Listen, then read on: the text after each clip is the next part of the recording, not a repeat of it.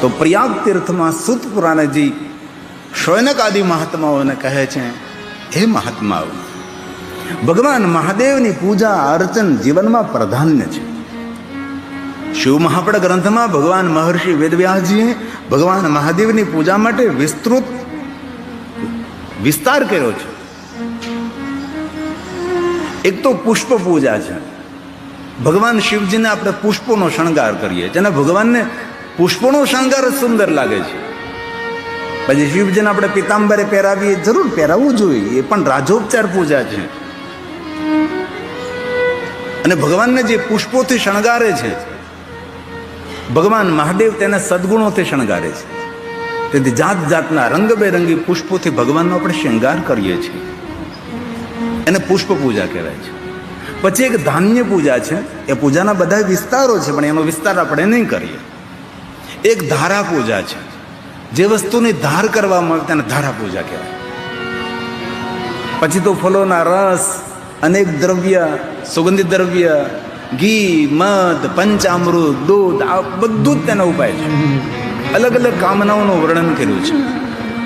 પરંતુ ભગવાન મહર્ષિ વેદવ્યાસજીએ કહ્યું, ભગવાન શિવજીના શિવલિંગ ઉપર કોઈ પણ વસ્તુની ધારા ન કરી શકો, પણ ગંગાજલ જો ભગવાનને ચડાવવામાં આવે તો બધા જ અભિષેકોનું ફલ ગંગાજલ મહાદેવને અર્પણ કરવાથી પ્રાપ્ત થાય. અને આ કથાની વિશેષતા એ છે, આપણે આ કથાની અંદર ગંગાજલ એક થીમ છે. આ બધા જ મહેમાનો આવે તેને આપણે ગંગાજલની લોટી આપીએ. ગંગાજલની લોટીથી તેનું સ્વાગત કરવામાં આવે. કોઈ મોમેન્ટ આપીએ, પછી ઘરે જઈને મૂકી દે. કોઈ જગ્યાએ ધૂળ ખાતી હોય, કેટલીક મોમેન્ટો હાચવવી, આ બધું ક્યાં ઘરમાં રાખવું?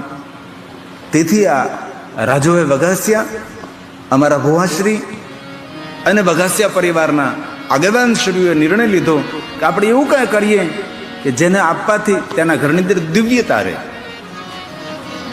અને 30 વર્ષથી વધારે હું કથા કરી રહ્યો છું. કેટલા વર્ષો વીતી ગયા ભગવાનની કથા ગાતા ગાતા. આ વઘાસિયા પરિવારને પહેલો વિચાર એવો આવ્યો કે આપણે કથાની અંદર ગંગાજલ સૌને આપીએ, આપણે ગંગાજલની લોટી આપીએ અને સુંદર ગંગા આરતી કરીએ. આમ કથા પૂર્ણ થાય 6 વાગે આપણી, એટલે બહાર જે બહેનો ભાઈઓ બેઠા હોય, એટલું સુંદર દિવ્ય વાતાવરણ હોય છે, એટલી સુંદર આરતી કરતા હોય, એટલી મોટી સંખ્યામાં બહેનો ભાઈઓની ઉપસ્થિતિ હોય. સુંદર ભક્તિ ભાવથી પરમાત્મા તરફ સમર્પણ ભાવ રાખી અને ગંગા આરતી થતી હોય છે. અને કેટલું સુંદર અંદરથી આપણને અહેસાસ, અનુભૂતિ થાય કે જાણે હરિદ્વારમાં બેઠા બેઠા આપણે માતા ગંગાની આરતી કરીએ છીએ. જાતે આપણે કથામાં પ્રવેશ કરી ત્યાં પણ બંને બાજુ ગંગાજળ આપણા સૌના દર્શન માટે રાખેલું છે. આગળ પણ મોટો કુંભ છે, એ પણ ગંગાજળ છે. અને વિશેષ હરિદ્વારથી ગંગાજળ લાવ્યા છે.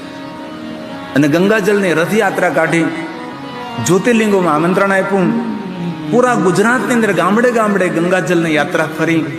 સુરત પણ ગંગાજળ યાત્રા આવી હતી. અમને પણ એ દર્શન કરવાનો અવસર મળ્યો હતો. અને સમાજને એક નવો વિચાર આપવો, એ પણ એક સમાજની સેવા છે. એક નવો વિચાર પૂરો પડે. બાકી તો બધી કથામાં મોમેન્ટ હોય, પૂઠાની બનાવેલી હોય, પ્લાયની બનાવેલી હોય, આપે લઈ જાય લોકો, ઘરે કોઈ જગ્યાએ મૂકી દે. પણ ગંગાજલ તો વસ્તુ એવી છે કે મંદિરમાં શોભે. લોકો મંદિરમાં જઈને મૂકે, કોઈ શુભ પ્રસંગે તેના ગંગાજલનો સદુપયોગ કરે. ગંગાજલ તો ગંગાજલ. તેથી ભગવાન વ્યાસે કહ્યું કે શિવજીને ગંગાજલ ચડાવો એટલે બધી જ પૂજા તેની અંદર પૂર્ણ થાય. આ શ્લોક ભગવાન વ્યાસ બોલ્યા છે.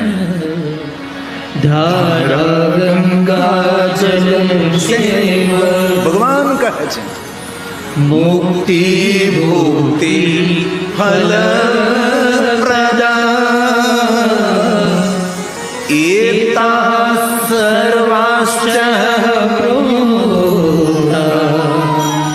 મૃત્યુંજય સમુદ્ર મૃત્યુંજય સમુદ્ર. જ્યારે ભગવાનને ગંગાજલ અર્પણ કરો છો, ત્યારે મૃત્યુંજય મંત્રનો ઉચ્ચારણ કરવું. શિવની પૂજામાં ગંગાજળ અચૂક રાખવું. ભગવાનને જ્યારે ભગવાન માટે ચંદનનો લેપ કરતા હોય ત્યારે એ ચંદન સામાન્ય જલ દ્વારા નહીં, પણ ગંગાજલમાં એ ચંદન તૈયાર થાય. ગંગાજલ યુક્ત ચંદન, શ્વેત ચંદન, રક્તવર્ણ ચંદન, ગંગાજલ કેસરયુક્ત ચંદન, આ ચંદનનો ભગવાનને લેપ કરવામાં આવે છે. ક્યારે તમે કાશી જાઓ તો આપણા કાશીનાથ મહાદેવને ચંદનનો લેપ કરે છે. અને ચંદનનો લેપ કર્યા પછી સાંજે જ્યારે પખાળ થાય ત્યારે શિવલિંગ ઉપરથી બધું ચંદન લઈ લેવામાં આવે, પાત્રમાં પાછું એકત્ર કરવામાં આવે. અને પાત્રમાં એકત્ર કરેલું ચંદન એ ભક્તોને પ્રસાદમાં આપવામાં આવે. અને એ ભક્તો પછી પોતાના કપાળમાં ધારણ કરે. ચંદન ઘસવું પડે. ઓરિસો હોય, તકતો હોય, તેના પર સુખડનો કાષ્ટ આવે, લાકડો આવે, તેને ખૂબ તાકાત લગાવીને ઘસવું પડે છે. આ બજારમાં તમે વેચાતું જે ડબ્બી લઈ આવો છે કે ચંદનનો, એ તો કલર હોય છે, એ તો કપાળ કાળું કરી દે, મૂર્તિ પણ ખરાબ કરી દે. ચંદનને ઘસવું પડે. ગંગાજળ યુક્ત ચંદન, ચંદન ઘસીને જે માણસ શિવજીને ચંદનનો લેપ કરે છે એને ઇન્દ્ર પણ પરાજિત ન કરી શકે. આવું સામર્થ્ય ભગવાન મહાદેવ તેને આપે છે. તેથી ક્યારેક અવસર મળે તો શિવાલયે જઈ અને ચંદન ઘસીને ભગવાનના ચંદનનો લેપ કરો. આવું મહિમા છે. અને જ્યારે શિવાલય જાઓ ત્યારે 11 વખત મૃત્યુંજય મંત્રનો જાપ કરો. 11 વખત ન થઈ શકે તો 5 વખત કરો, 3 વખત કરો, પણ જરૂર ભગવાનને પ્રણામ કરો. કારણ કે મૃત્યુના દેવતા આપણી પાસે એક પણ નથી. મૃત્યુના દેવતા એક જ છે, એ મહાદેવ છે. અને સૌના જીવનમાં મૃત્યુ લખાયેલું છે, વણાયેલું છે, અનિવાર્ય છે, તે નિવારણ ન થઈ શકે. તેથી મૃત્યુને મંગલમય બનાવનારો કોઈ દેવ હોય તો ભગવાન શિવ છે. મૃત્યુથી ડરવાની જરૂર નથી, મૃત્યુથી ભાગવાની જરૂર નથી. મૃત્યુ પહેલા આપણે સૌએ જાગવાનું છે. અને કઠિન મંત્ર પણ નથી, સૌને કંઠસ્થ હોય. આવો જે આપણે દિવ્યધામ આપણે સૌ એક વાર બોલીએ તો એક સાથે કેટલા મંત્ર જાપ થાય. કેટલી મોટી સંખ્યામાં ભાઈઓ બહેનો વડીલોની ઉપસ્થિતિ છે, કેટલા બાળકો છે, કેટલા યુવાનો છે, કેટલી યુવાન દીકરીઓ છે આપણી, કેટલા વડીલો છે, કેટલી મોટી સંખ્યામાં. આ દિવ્યધામમાં એક માણસ એક વાર મંત્ર બોલે, એક સાથે કેટલા મંત્રોનું અનુષ્ઠાન થઈ શકે છે, તમે કલ્પના તો કરો. આશા રાખું છું આપ સૌને કંઠસ્થ છે, આપ સૌને મુખપાઠ છે. સુંદર સુમધુર ધ્વનિ વાયુમંડળમાં મિશ્રિત થાય એવું આપણે સૌ કરીએ. આપણે તો દિવ્યધામની ઉર્જા છે, એ ઉર્જામાં વૃદ્ધિ કરવી છે. આવતા સમયમાં કોઈ અહીંયા પગ મૂકે તો તેને અનુભૂતિ થવી જોઈએ કે અહીં કોઈ ઉર્જા છે. જેમ બગાસા સમાજના પ્રમુખ શ્રી એમાં રાજુભાઈ કહ્યું, કેટલું વાવાઝોડું, બધું છિન્ન ભિન્ન થઈ ગયું, નજર આમે મલોખા ઉડે મંડપ ઉડતો હતો. પણ રાજુભાઈ કહ્યું તો મંડપ ઉપર એક પતલી ભૂંગળીમાં પ્લાસ્ટિકની પાઇપમાં ધજા ફરકતી રહી, ધજાને ઊની આંચ ના આવી, એ તમારા ભજન ભક્તિ ને શ્રદ્ધાનું ફલ છે. એ શ્રદ્ધા છે, આપણો વિશ્વાસ છે. આપણો ફરી પાછા ઊભા થયા આપણે. અને ખાસ જ્યારે પાર્થેશ્વરનું દર્શન કરવા જાઓ ને અને જ્યોતિર્લિંગનું દર્શન કરવા જાઓ ને, એ જ્યોતિર્લિંગનો એક સંદેશ લખ્યો છે અમનેશભાઈ બગાસિયાએ કે સોમનાથ કયો સંદેશ આપે છે, મલ્લિકાર્જુન મહાદેવ કયો સંદેશ આપે છે, આપણને મહાકાલેશ્વર મહાદેવ, ઓમકારેશ્વર મહાદેવ કયો સંદેશ આપે. આ 12 જ્યોતિર્લિંગો આપણા માટે કોઈ સંદેશ પૂરો પાડે છે, આપણે કોઈ ઉર્જા પૂરી પાડે છે. અને 12 જ્યોતિર્લિંગોની ઉર્જા અલગ અલગ હોય છે. તમે સોમનાથ જાઓ તો શાંતિની અનુભૂતિ થાય છે. સોમનાથ રોગ મુક્તિ કારક સ્થાન છે. કારણ કે ચંદ્રને રોગ થયો હતો, ક્ષય રોગ, એટલે રોગમાંથી મુક્ત થવા માટે પ્રભાસ તીર્થમાં આવ્યા હતા. અને ત્યાં જઈને મૃત્યુંજય મંત્રનું અનુષ્ઠાન કરવું જોઈએ. અત્રિપુત્ર માતા અનસૂયાના પુત્ર ચંદ્રે પ્રભાસ તીર્થમાં મૃત્યુંજય મંત્રનું અનુષ્ઠાન કર્યું હતું, રોગ મુક્તિ મળી. અને બીજું જ્યોતિર્લિંગ આપણું મલ્લિકાર્જુન મહાદેવ છે. મલ્લિકાર્જુન મહાદેવનો મહિમા એવો છે, અન્યાય મળ્યો તો ન્યાય મળે, મહાનતા મળે, શ્રેષ્ઠતા મળે, સર્વોપરિતા મળે. મલ્લિકાર્જુન મહાદેવનું દર્શન કરતા વિજયની પ્રાપ્તિ થાય. આવી રીતે એક જ્યોતિર્લિંગનો અલગ અલગ મહિમા છે. તો આશા રાખું છું આપ સૌને મૃત્યુંજય મંત્ર કંઠસ્થ છે, સાથે સાથે બોલવાનો પ્રયાસ કરજો. બહેનોને તો બોલવાનું કહેવું ન પડે, ઘરમાં તે બહાર તે, પણ ભાઈઓને કહેવું પડે, ભાઈ કાંઈક તો સાથે બોલો. તેથી સાથે સાથે આપણે સૌ સંગ આવીએ. હમ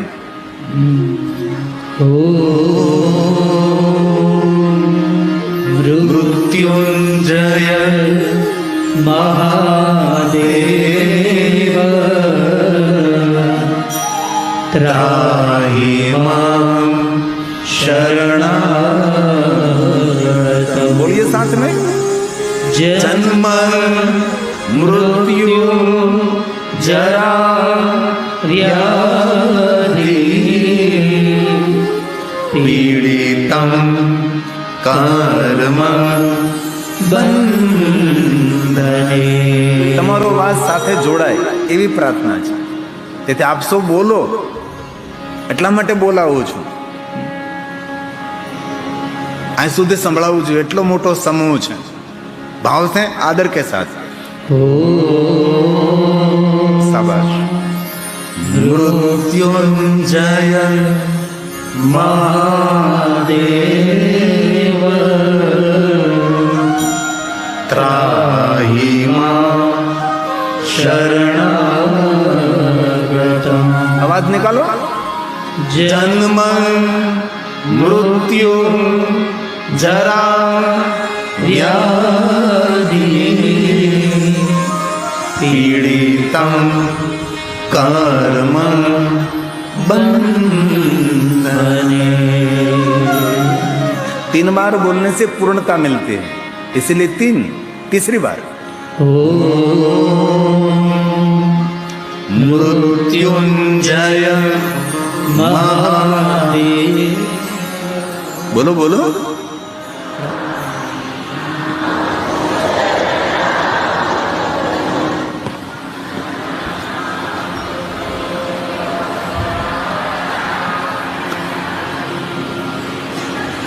એટલું તો શીખવું જોઈએ હવે ભાઈ.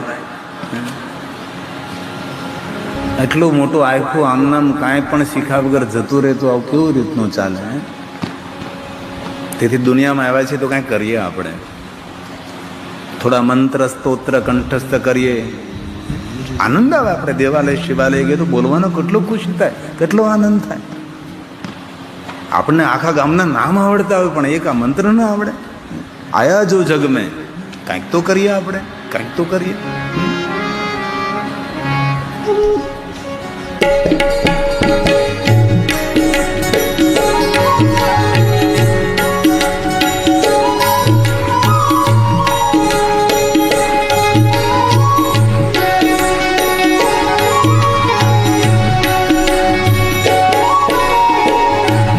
आया जो जग में कर ले तू सेवा, आया जो जग में कर ले तू सेवा, जाना एक दिन अकेला,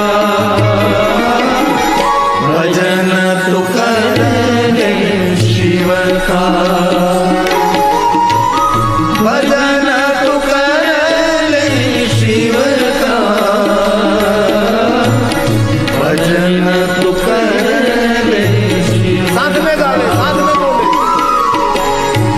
आया जो जग में कर ले तू सेवा, आया जो जग में कर ले तू सेवा, जाना एक दिन अकेला,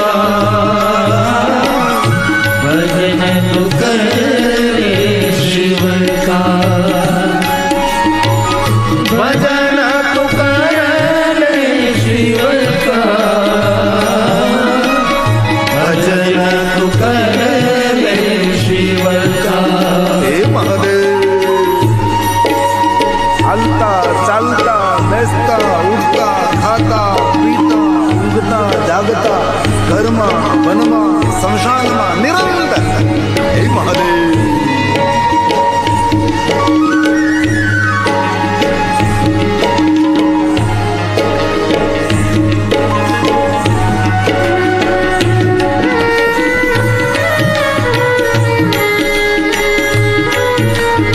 તાલી મહાદેવને વહાલે. તાલી યાદ ન રાખવી પડે, તાલી તો આમ પડે, એ કઈ કંઠસ્થ ન કરવી પડે. માનવ દેહ મહા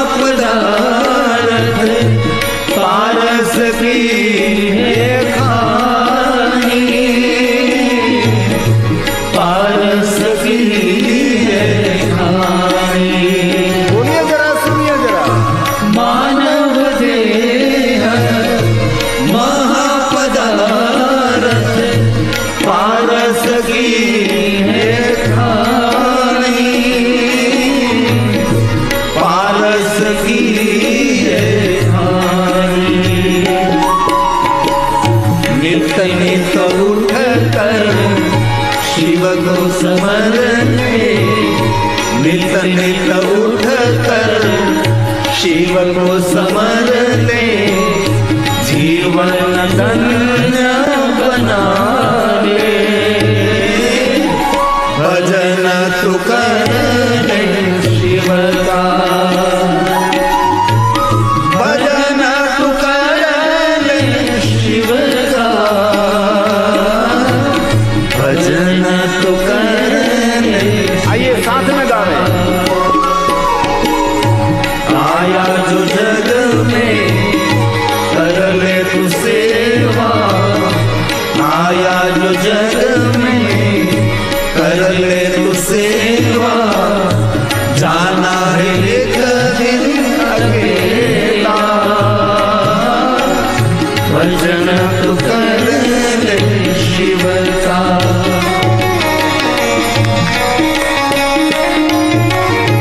हे महादेव, हे महादेव। शाबाश बहन, हमने तो ताળી પાડતા નથી આવડતું, બહેનોને તાળી પાડતા તો આવડે છે। તાળી એ કીર્તનનો તાલ છે, મન એકાગ્ર થાય તાલે।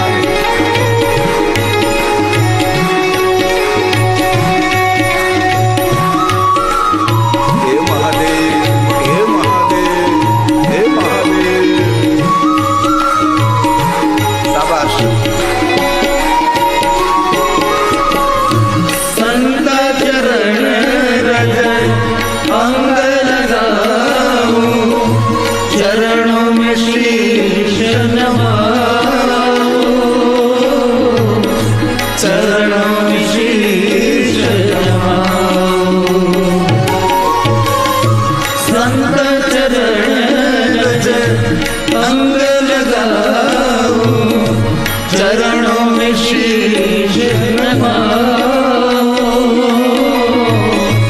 चरणों में शीश नवाऊं। सुनिए जरा।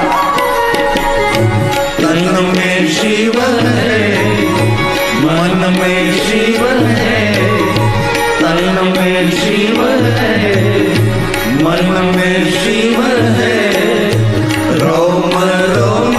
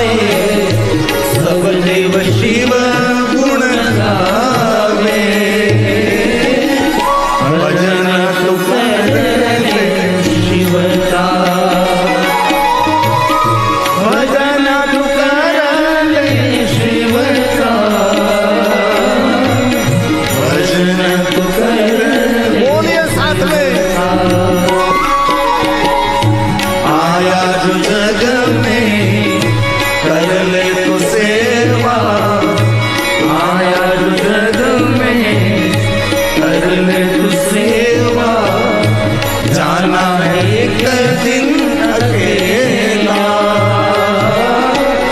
भजन तू कर ले शिव का,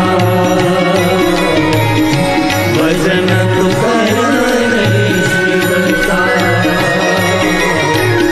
भजन तू कर ले शिव का। भगवान व्यास जी कहे छे स्कंदो मां सहित शंभो संपूज्य विधिनाश।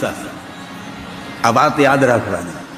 જ્યારે ભગવાન મહાદેવની પૂજા કરવા જઈએ શિવાલયે, ત્યારે ભૂલ્યા વગર ભગવાન કાર્તિકેયને યાદ કરવા. આપણે શિવાલયે જઈએ છીએ, ગણેશ ભગવાનને તો પ્રણામ કરીએ, પણ કાર્તિક સ્વામીને ભૂલી જાય છે. જે માણસ ભગવાન મહાદેવના સન્મુખ ભગવાન કાર્તિકેયને યાદ કરે છે, એને કોઈ પણ ક્ષેત્રમાં વિજયની પ્રાપ્તિ થાય છે. જ્યારથી દેવતાઓના સેનાપતિ ભગવાન કાર્તિકેય બન્યા છે, ત્યારથી દેવતાઓનો પરાજય નથી થયો. કોઈ પણ યુદ્ધ દેવતાઓ હાર્યા નથી. દરેક ક્ષેત્રમાં કાર્તિક સ્વામી સેનાપતિ હોવાને કારણે વિજયને પ્રાપ્ત થયા છે. એવા ભગવાન કાર્તિકેય છે. દક્ષિણ ભારતમાં જેમના અનેક મંદિરો છે, પહાડો ઉપર છે, નગરોમાં છે, દિવ્યતાથી ભરપૂર છે ભગવાન કાર્તિકેય. તેથી જ્યારે જ્યારે મહાદેવનું દર્શન કરવા જઈએ, ત્યારે ભગવાન કાર્તિકેયને યાદ કરો. ભગવાન શિવના સન્મુખ ગંગાજીને યાદ કરવાથી પરિવારમાં પારિવારિક શાંતિ રહે છે. તેથી શિવની પૂજા કરતા પહેલા આપણે ગંગાજીને પ્રણામ કરીએ, ગંગાજીને યાદ કરતા. અને મહાદેવના ભક્તોના રક્ષક કાલભૈરવજી છે. એને આપણે ઘણી વાર ભૂલી જતા હોય છે. આપણે જ્યાં જ્યાં પ્રાચીન શિવાલય હોય ને, ત્યાં ભગવાન કાલભૈરવજી બિરાજતા હોય છે. શા માટે કાલભૈરવજી? મહાદેવના ભક્તોના રક્ષક છે. અમારો કોઈ વિદ્વાન ભણેલો ગણેલો આચાર્ય, અમારો બ્રાહ્મણ જ્યારે મહાદેવનું પૂજન કરાવે છે, એ પહેલા કાલભૈરવની વંદના કરાવે. અને કાલભૈરવજીની વંદના કર્યા બાદ મહાદેવની પૂજાનો પ્રારંભ થાય. પણ ઘણીવાર લોકોમાં એવી વાત ફેલી, મેલી વિદ્યાવાળાના દેવ. એવું હોય જ ન શકે. વિદ્યા જેવી ઉજળી વસ્તુ કઈ? દેશ અને વિદેશમાં વિદ્યાઓની કીર્તિ થતી હોય, વિદ્યા કોઈ દી મેલી હોઈ શકે? તેથી આવી માન્યતા ના રાખવી. કાલભૈરવ તો શમશાનના દેવ, તાંત્રિકોના, એવું હોતું જ નથી. કાલભૈરવ તો સાક્ષાત શિવ છે, ભગવાન મહાદેવના સ્વરૂપ છે. જગત હિત માટે, લોક હિત માટે ભગવાન કાલભૈરવ સ્વરૂપે પ્રગટ થયા. આનંદ ભૈરવ, શાંત ભૈરવ, સૌમ્ય ભૈરવ, જ્ઞાની ભૈરવ, તાંડવ ભૈરવ, ઉત્તમંડ ભૈરવ, એવા અનેક પ્રકારે ભૈરવ છે. ક્યારે તમને રામેશ્વર જવાનો અવસર મળે ને, તો રામેશ્વરમાં પાતાલ ભૈરવ છે. રામેશ્વરની જે જે યાત્રાઓ કરે છે, યાત્રિકોની રક્ષા કરનારા પાતાલ ભૈરવ છે. રામેશ્વર ભગવાનના પરિસરમાં છે, પણ ભાગ્ય જ કોઈ ત્યાં જાય છે, જતા નથી. પર્વત વર્ધિની દેવી છે. દર શુક્રવારે પર્વત વર્ધિની દેવીની સુંદર રામેશ્વર પરિસરમાં યાત્રા નીકળે. પણ તીર્થોમાં જતા હોય, પણ આ બધી ખબર ન હોય આપણને. રામેશ્વરમાં બે ભૈરવ છે. એક છે દ્વાર ભૈરવ. રામેશ્વરના દ્વારમાં આવતા સૌની રક્ષા કરે, યાત્રિકોની રક્ષા પાતાલ ભૈરવ કરે છે. કાશીમાં 64 ભૈરવ છે, 64 ભૈરવીઓ છે. એટલે કાલભૈરવથી ડરવાની જરૂર નથી. ઘણા વિચારો કહે આવા દેવતાઓ પ્રત્યે લોકોને અણગમો ઉભો કર્યો છે. એવું નહીં કરવું. દરેક દેવતાઓના અલગ અલગ કાર્યો છે. કોઈ દેવતા કોઈનું અહિત ન કરે. જો સારો સજ્જન માણસ કોઈનું અહિત ન કરતો હોય, આ તો દેવ છે, આ તો ભગવાન છે. ભગવાન અહિત કરે કોઈ દિવસ? ભગવાન આપણું ખરાબ કરે? ભૂલથી પણ કોઈ પણ દેવી દેવતા આપણું ખરાબ ન કરે. એક વાત કહો, ક્યારે માનતા ભૂલી ગયા હોય ને, તો એ દેવ ખરાબ ન કરે. એટલે નાનકડી માનતા હાટુથી ભગવાન આપણું ખરાબ ન કરે. તેથી આવા વહેમમાં પડવું નહીં. માણસો વહેમથી દૂર રહેવું, અહમથી દૂર રહેવું, વહેમથી દૂર રહેવું. અહમે આપણને પાડી દે અને વહેમ આપણને શંકાશીલ બનાવી દે. તેથી કાલભૈરવનો મહિમા છે. તેથી જ્યારે શિવની પૂજા વિદ્વાન બ્રાહ્મણ કરાતા હોય, કાશિકા પુરાધિનાથ કાલ ભૈરવમ ભજે, ખાલી એક શ્લોક બોલીએ કાલે શાંતિથી, સૌમ્ય ભૈરવ તરીકે બોલીએ. કાલ ભૈરવ તરીકે નહીં, વીર ભૈરવ તરીકે નહીં, રુદ્ર ભૈરવ તરીકે નહીં, ક્રોધ ભૈરવ તરીકે નહીં, આનંદ ભૈરવ તરીકે, શાંત ભૈરવ તરીકે.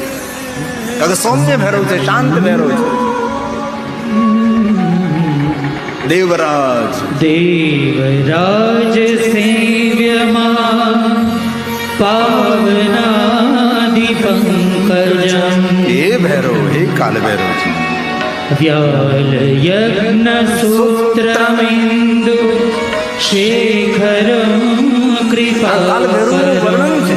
ઇન્દુ શેખરમ, કાલ ભૈરવ ને ભાલમાં ચંદ્ર છે. ત્રિનેત્રમ કાલ ભૈરવ, વ્યાલ યજ્ઞ સૂત્રમ, યજ્ઞોપવિત સર્પનું છે, કટિબંધ જેનું સર્પનું છે. આવા કાલ ભૈરવ છે. દેવરાજ ઇન્દ્ર જેના ચરણની સેવા કરે છે. એટલે કાલ ભૈરવ કોઈ સામાન્ય દેવતા નથી. જેટલા મહાદેવના ભક્તો છે એ દરેક મહાદેવના ભક્તોના રક્ષક કાલ ભૈરવ છે. ક્યારે પણ તમારા